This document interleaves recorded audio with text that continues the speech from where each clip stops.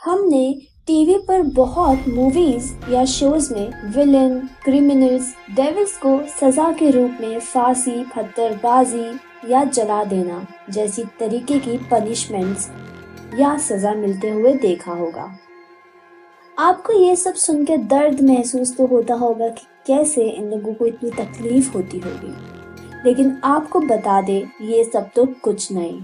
हमारे पुराने समय से कुछ ऐसे तरीके बनाए गए थे सजा देने के लिए जिसके बारे में आपके सुनते ही रोंगटे खड़े हो जाएंगे। और ये कुछ ऐसी वैसी सजाएं नहीं है। इससे इंसान को ऐसा लगता है कि उसे इससे अच्छा सोसाइटी कर लेना चाहिए था। तो चलिए देखते हैं। Upright jerker. अपराइट जर्कर फांसी की तरह ही एक सजा देने का डिवाइस बनाया गया था, लेकिन एक ट्विस्ट के साथ, जिसमें आदमी नीचे नहीं गिरता है लेकिन ऊपर जाता है। ये सजा का डिवाइस फर्स्ट टाइम यूएसए में 19 से 20 सेंचुरी के बीच में बनाया गया था। इसमें अपराधी को एक साइड खड़ा कर उसके गले में रस्सी बांध देते हैं और उसके वजन से दुगना वजन लाया जाता है और दूसरी जगह ऊंचाई से उसे छोड़ा जाता है। जैसे ही पत्थर दूसरी साइड पे गिरता है, आदमी हवा में उड़ जाता है और उसकी गर्दन टूट जाती है। Crushed bye elephant. आप तो ये जानते ही होंगे, हाथी एक बहुत शांत स्वभाव का जानवर होता है और अगर उसको अच्छे से ट्रेन करे तो वो बहुत समझदार भी हो जाते हैं। अक्सर अगर आप कभी सर्कस में गए होंगे तो आपने इन्हें अलग अलग करतब करते हुए देखा होगा, लेकिन आप ये सुन के हैरान हो जाएंगे कि हाथियों को ट्रेन किया जाता है लोगों के ऊपर चढ़ के उनको मौत की सजा देने के लिए। पुराने ज़माने के राजा महाराजा अपना डर लोगों में बिठाने के लिए दोषियों के लिए ऐसी दर्दनाक सजाएं लेकर आते थे और इसमें दोषियों को हाथी के पैर के नीचे रख के कुचल दिया जाता था।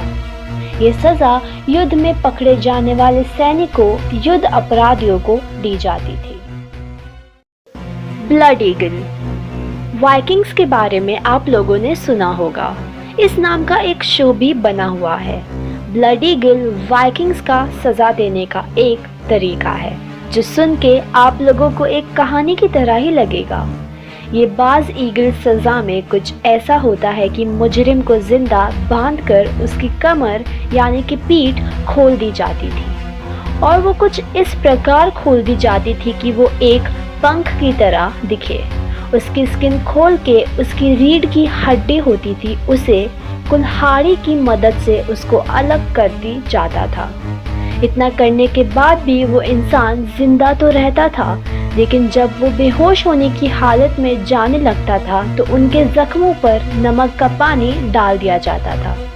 उसके फेफड़ों को कुछ इस तरीके से निकाल दिया जाता था कि लोग उसे देखकर खौफ में आ जाए। बॉइलिंग।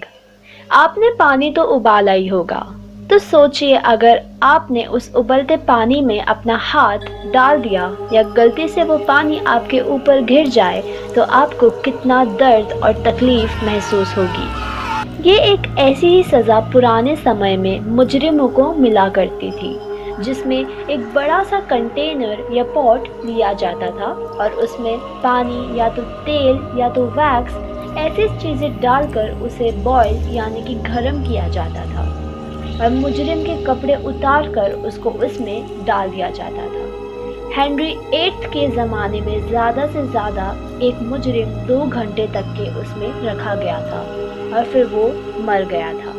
इस सज़ा को और दर्दनाक बनाने के लिए मुजरिम को पहले ठंडे पानी में डालकर फिर निकालकर फिर बॉइलिंग के पानी में डाला जाता था।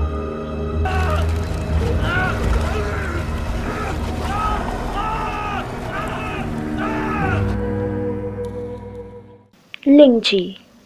हम मौत के नाम से ही डर जाते हैं, ये सोच के कि ये कितनी दर्दनाक हो सकती है, लेकिन अगर मैं आपको बोलूँ लिंची एक ऐसी पनिशमेंट है जो सबसे तकलीफ और बेहद दर्दनाक सज़ा है।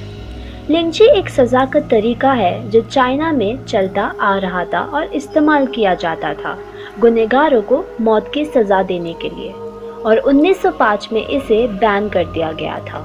लिंची का मतलब था डेथ बाय 1000 कट्स। इसका मतलब इंसान के शरीर के हिस्सों को छोटे छोटे टुकड़ों में काटा जाता था जब तक कि वो मर ना जाए। ये तरीका मुजरिमों को ज़्यादा से ज़्यादा टॉर्चर करने के लिए बनाया गया था।